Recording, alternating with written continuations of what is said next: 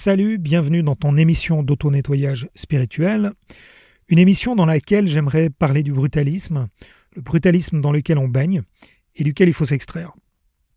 L'un de mes messages centraux, l'un des messages de cette chaîne, qui est la proclamation et la récupération de sa souveraineté individuelle, cette souveraineté revient à s'opposer au brutalisme, à la domination et à l'exploitation, au parasitisme dont on est l'objet. Alors qu'on soit croyant ou non, que l'on croit aux entités non humaines ou non, que l'on croit à ce que les gnostiques enseignent ou non, que l'on soit religieux ou non, on doit admettre que la brutalité, la domination, l'exploitation, elles sont présentes depuis des milliers d'années. Les cyniques nous disent « Mais qu'est-ce que tu crois ? T'as qu'à regarder dans la nature.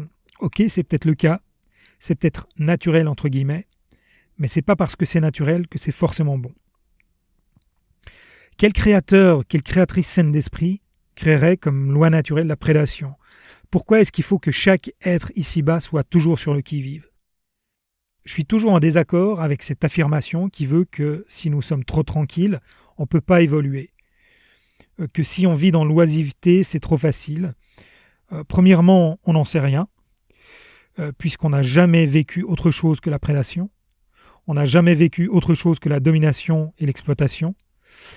Que ce soit les êtres humains, que ce soit les animaux, les plantes, la nature. Et cette affirmation que cette violence est nécessaire, pour moi, elle est sans fondement. Si on observe notre vie quotidienne, si on observe l'histoire, la télé, les médias, le divertissement, le cinéma, la politique, le sport et même notre éducation, tout est fait pour flatter l'émotion de la compétition, du combat, de la domination, de la victoire et de la vanité. Tout est fait pour flatter les combattants, les dominateurs, les conquérants. Si on observe l'histoire qu'on nous enseigne, on met en avant les guerres, la vie des rois et des reines, des dominants, des conquérants. Ils sont mis sur un piédestal alors que ce sont des bouchers sanguinaires pour la plupart. Des gens qui sont comportés comme des bouchers, en envoyant des gens à la mort pour nourrir leur propre vanité et leur arrogance. Et on y participe, on est complice, c'est en partie notre faute. La société est telle qu'elle est, parce que ceux qui nous contrôlent veulent que ça continue comme ça, et aussi parce qu'on l'accepte, en pensant sincèrement qu'on ne peut rien y changer, que cela a toujours été comme ça et que ça sera toujours ainsi.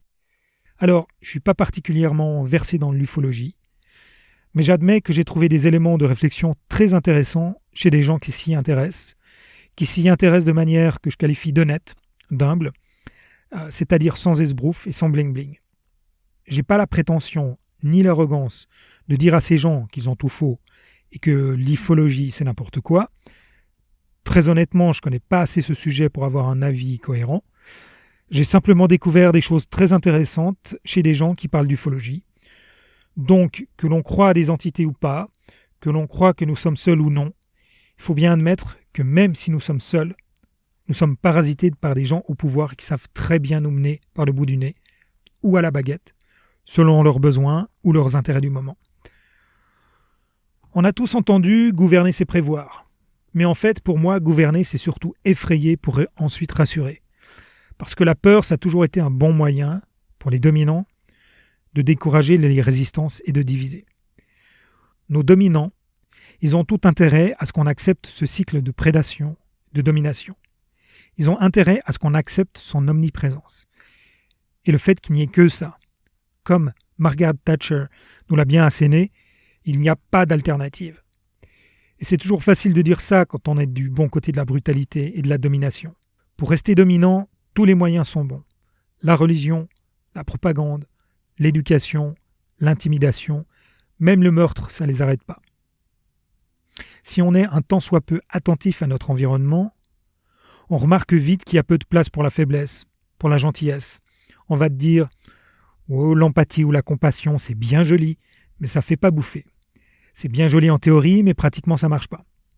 Et on nous formate dès l'enfance à donner des coups et à en recevoir, à accepter la brutalité comme un mode normal de fonctionnement, comme un moyen de parvenir à ses fins. On nous formate et on nous conditionne à chérir les violences symboliques, à récompenser les dominateurs, ceux qui se battent, ceux qui y arrivent, les championnes, les champions, via de la compétition joyeusement acceptée. Tu dois être au-dessus de la moyenne en classe. Quand tu es en classe, tu dois gagner dans le sport. Et le plus manipulateur dans le sport, c'est qu'on martèle au plus haut niveau que l'important, c'est de participer. Mais on récompense et on adule ceux qui gagnent, pas ceux qui participent. En fait, le message principal, c'est que l'important, c'est pas de participer, mais c'est de gagner. Le brutalisme, la domination, c'est pas de la stupidité. Les gens les plus dominateurs et brutaux sont loin d'être cons. Ils sont ultra rationnels. Que ce soit dans la politique, dans la finance, dans le travail, dans les affaires, dans l'éducation, même dans la culture. Ce sont des gens très rationnels qui n'hésitent pas à écarter les autres ou leur marcher dessus pour parvenir à leur fin. Et en plus, on les vénère, on les admire, on admire ces grandes réussites, on applaudit des deux mains parce que cette domination nous fascine. En fait, elle nous plaît. On chérit ce qui nous fait du tort. Et c'est fantastique tout de même. Je crois que c'est Bossuet qui disait « Dieu se rit des hommes qui maudissent les conséquences des causes qu'ils chérissent ». C'est peut-être pas la citation exacte, mais c'est l'idée. Et on est tellement conditionné, tellement formaté, qu'on défend ce brutalisme qui nous dénature et qui nous déshumanise. On défend cet esprit dominateur et exploiteur en expliquant que les bons sentiments, ça nous fait vomir, et que c'est pas le monde des bisounours ici, que les gens trop gentils se font toujours bouffer, ou bien qu'ils sont suspects. Et c'est comme si on n'avait que deux choix possibles, la brutalité sans considération pour autrui, ou le politiquement correct, qui n'est que de la brutalité, du mépris déguisé sous des bons sentiments. Ces deux seuls choix, arrogants l'un comme l'autre, pour moi ils sont démentiels. C'est dément parce que finalement tout le monde méprise tout le monde. On est trop souvent méprisant envers ceux qui nous méprisent. On les critique alors que nous ne valons pas mieux qu'eux. Les riches méprisent les populos, les gens populaires méprisent les riches, les gens intelligents méprisent les cons méprisent les gens intelligents, les continents, les pays, les religions, les voisins se méprisent les uns les autres. Et même au niveau personnel, les hommes méprisent les femmes en retour méprisent les hommes. Alors, mon propos n'est pas d'accuser quiconque de la responsabilité de départ, mais le fait est que nous sommes tous responsables de la perpétuité de ce mépris. On se plaint du mépris des autres, mais on ne veut pas arrêter notre propre mépris. Comme dans tellement de domaines sur Terre, on veut bien changer si c'est les autres qui commencent. Mais avec une telle stupidité, la seule certitude qu'on a, c'est que rien ne va changer. Et c'est lamentable, je trouve ça lamentable venant d'une espèce comme la nôtre qui se prétend la plus intelligente. Si c'est tout ce dont est capable l'espèce la plus intelligente, je ne suis pas très impressionné. Même pas du tout. Le plus frustrant, c'est qu'on a les moyens de le faire. Mais ça nécessite un effort et une réflexion personnelle. Ça nécessite aussi une responsabilité collective de toutes celles, tous ceux, toutes les personnes qui ont du pouvoir et qui ont la connaissance nécessaire pour influencer la psychologie des masses. Cependant, ces gens-là ne veulent pas que ça change. Ils en tirent bien trop de profit et nous ne voulons pas faire cet effort individuel. Parce qu'il est plus facile de se plaindre et d'accuser les autres. Alors certes, les dominants et leurs laquais, c'est-à-dire les gouvernants et les politiques, partagent la responsabilité de la perpétuation de ce cycle démentiel avec nous. Mais la décision la plus facile, la plus simple en fait, la plus rapide, elle consiste à reconnaître que chacune et chacun, on a la responsabilité de se défaire de ce mode de pensée méprisant, vaniteux et arrogant. Cette décision, c'est celle qui consiste à affirmer sa propre souveraineté sur soi-même et uniquement sur soi-même, sur personne d'autre. L'affirmer puis la vivre véritablement au quotidien. Cette déclaration, comme toute philosophie, ne sert à rien si elle n'est pas appliquée tous les jours. Alors j'ai conscience que c'est plus difficile à faire qu'à dire. Je suis mon propre exemple. Mais le principal, c'est pas d'être parfait. C'est d'améliorer les choses jour après jour, en acceptant de se tromper et en tirant les conclusions pour essayer autre chose si ça ne fonctionne pas. C'est notre responsabilité de ne plus entretenir ce cycle de mépris, de domination et de prédation, celui qu'on a reçu dans notre bagage éducatif. Encore une fois, j'ai bien conscience que c'est difficile à stopper. Premièrement, parce que tout est fait pour nous montrer que ce cycle est normal, que notre survie en dépend même. Ensuite, on intègre depuis tout petit qu'il nous faut un esprit de meute. C'est un mode de pensée dans lequel on baigne depuis des milliers d'années.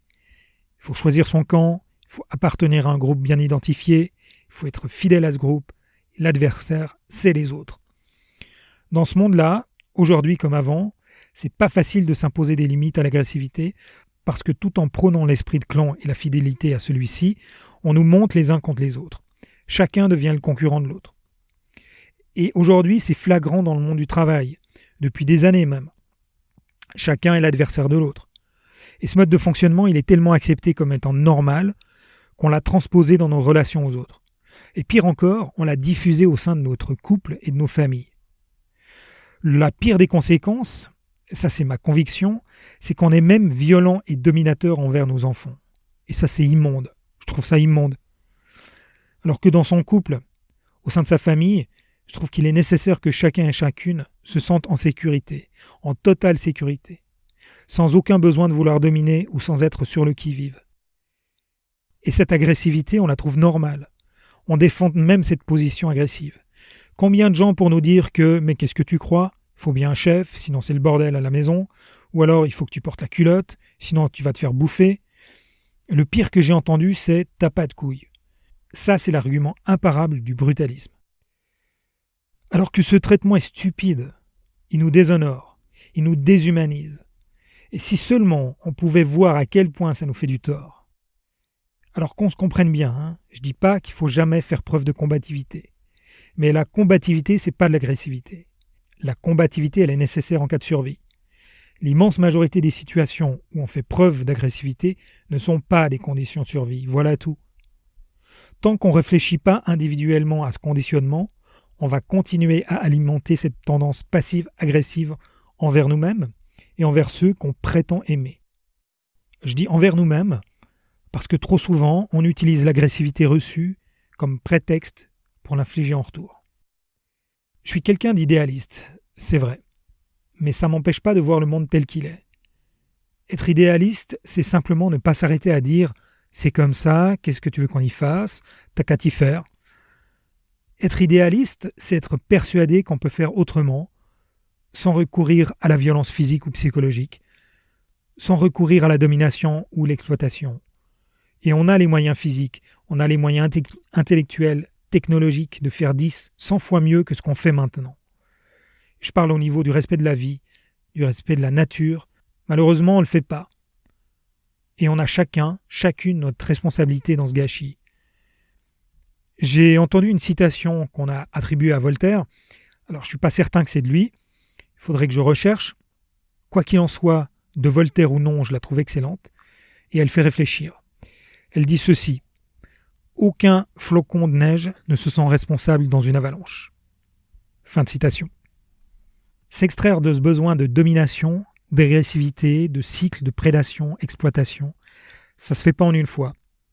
C'est un travail minutieux de décontamination, de déprogrammation, et je suis persuadé que le fait de retrouver sa souveraineté individuelle et de faire les efforts nécessaires pour proclamer chaque jour sa souveraineté, c'est l'un des meilleurs moyens de le faire. J'en suis persuadé, c'est pour ça que je fais ce travail quotidien de proclamation. Moi, ça m'a aidé, ça m'aide encore dans ma vie quotidienne, ça me permet de voir une issue, de me désintoxiquer.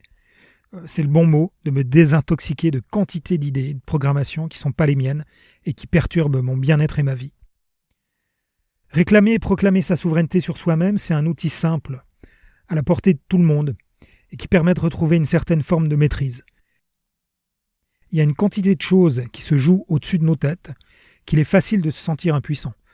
C'est certainement ce que veulent ceux qui nous parasitent, où et quel qu'ils soient. Et proclamer sa souveraineté sur soi-même, c'est un formidable outil de désintoxication personnelle. C'est pour ça que j'en parle ici, dans mes émissions et sur ma chaîne. C'est un outil que je suis content de partager avec toi. Et que ces entités qui nous parasitent soient non humaines ou que ce soit d'autres humains, quelles que soient nos croyances ou certitudes à ce sujet, ceux qui nous parasitent, ils nous connaissent, ils connaissent notre fonctionnement et notre subconscient bien mieux que nous-mêmes. Et ils utilisent ça à nos dépens. C'est pour ça que la proclamation de notre souveraineté elle est nécessaire. Elle est indispensable pour se débarrasser du parasitisme dont on est la proie. J'ai pas de conseils à donner aux gens, c'est pas à moi de te dire ce que tu dois faire ou non.